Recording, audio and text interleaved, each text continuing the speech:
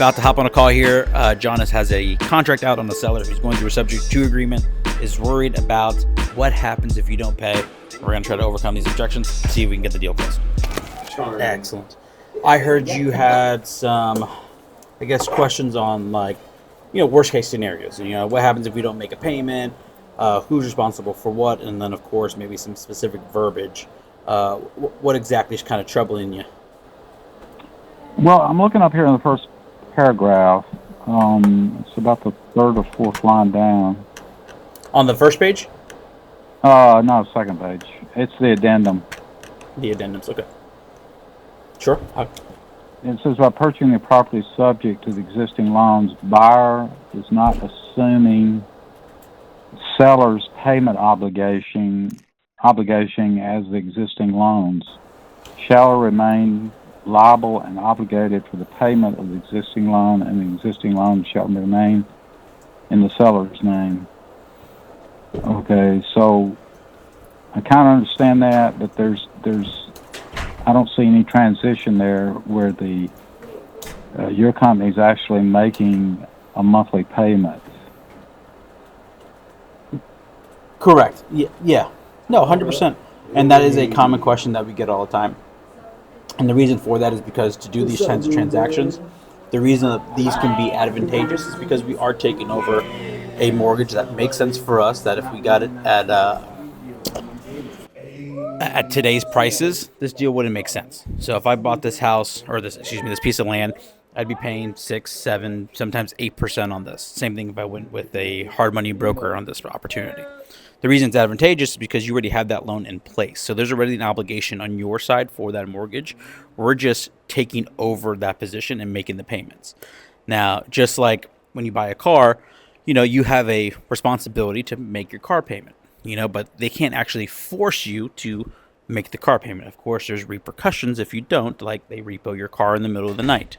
So I usually give the example that, hey, for some reason, we get abducted by aliens, the house would revert back to you. So you would get a notice, because we use a company called Westar. It's a servicing company, so everything's on auto payments. It happens on the first week of every month. You'll get a notice from that servicing company that payment was made. If a red flag happens, you'll get alerted, hey, payment wasn't submitted. You'll call us, and we'll straighten everything out. If that happens, which it doesn't, because everything is streamlined, but you'll be up to date on the payments being made. Now, for the instance I get abducted by aliens, Myron, then yeah, you would get alert. You would know that one payment's gone, another payment's gone, and you would have to go in the process of foreclosing. So that means, you get the house back. I guess you're getting some money at cash to close, so you'll keep that, and plus whatever that new balance is on that existing mortgage. Okay, so why don't you show how you make that transition from making the payment with the company that actually makes the monthly payment? Let me make sure I'm following that question. You want something along the lines of? Well, you just told me the name of the company that processed the monthly payment. Sure. Shouldn't that be in here? Well, I could try to write something. The issue, though, is I would hate to put something that says, hey, we use Westar, then for some reason I switch in the future, it becomes an issue, a liability for us. Who's to say, you sound like a great gentleman, but who's to say that if I switch later, you're like, hey, this is not part of the agreement. Most people who start out investing, who do these kinds of transactions, they don't have a servicing company. But since we have a portfolio of 2,000 doors, we have to use it, because otherwise there's no way I manage 2,000 payments every month. Mm-hmm. Yes, sir. Now, the main thing, Myron, is I love to give you, sometimes me saying all this stuff is never peace of mind. There's title companies that I transact in Alabama. I just did one in Alabama that actually John worked on as well, where we did the same exact transaction. So smooth closing. I'll even supply you the HUD if you want, just to show proof of concept. And then, of course, most importantly, you could also call a title company. They're aware of these transactions. They understand the liabilities and responsibilities of these transactions. And, of course, that also our company buys these types of opportunities. Mm-hmm. Yes, sir. Yeah, but see, I want to see that. I want to have someone to look at it from a different perspective before I sign it. Sure. Would a closing attorney, title company representative be that person because they're the ones that handle all these transactions. So they show you the nitty gritty, and it's all third party stuff. Yeah, that'd probably be a good idea. Yeah, I don't mind doing that for you, boss, to make you feel more comfortable. Because everything we do anyways is going to go through a closing attorney. So everything's documented, everything's recorded. They'll work on both sides of the deal. So they represent you, they represent me. And most importantly, they have no say in, who they're responsible to. So they're going to make sure you're protected. And if the deal doesn't work out in their eyes, they'll tell you that. Yeah.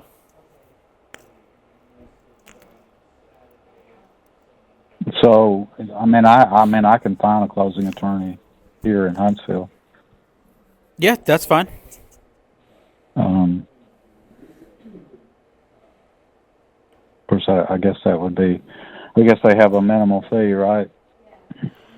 Yeah, and the biggest thing I typically ask people is that, like, when you do search title companies, try to go on Google and type in Huntsville closing attorney. The reason I ask you to do that is because the bigger names, the guys who do more business, will come to the top, so they'll be aware of these transactions. My biggest fear is that somebody calls, their realtor friend, and they have this one guy that does title work, and he doesn't know what they're talking about, and that's where it gets tricky, because one guy's just going to tell you, well, no, you can't do that, but he's really saying is, I don't know what that is, so you can't do it. So call three of them, the top three you see, and tell them about these types of transactions, and I'm 100% that they will know about these. Okay.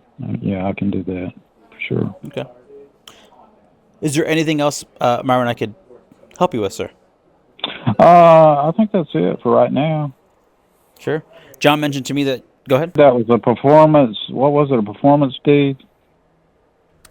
Yeah, it's called in deed in lieu of. So it would be an additional verbiage that says that after 90 days, if there's no payments made, that on day 91, there'd be a deed in lieu of. So at the closing attorney's office, what happens is they prepare a deed to us when we close. So it's going to go from Myron Scott to our land trust company for a quick cash offer. And then there will be a second deed prepared, which will go quick cash offer back to Myron. Now, that deed does not get signed, endorsed, unless we fail on day 91. So instead of taking us through a foreclosure process, actually having to foreclose on us and get an attorney involved and going through the whole rigmarole, you simply just get a quick claim, but it's through a warranty deed. So you would just get the property right back to you, signed, sealed, delivered. You tell the closing attorney that we failed. You show them all documentation, and that's it. You get the house back. Okay. Or lot, I should say. The land, yeah. Okay. Yeah. Yes, sir. Very simple. Okay. Sounds good. Awesome. How soon? Obviously, I know that was a lot, and you got to call some people. How long do you think you need to get this done? Oh gosh, I don't know. It shouldn't take very long. I'm real busy with work right now, so. No worries. I just wanted to be curious. I wasn't sure if you were going to make another payment, if you wanted me to make that first payment for you. Well, it's still early in the month, so don't worry about that right now.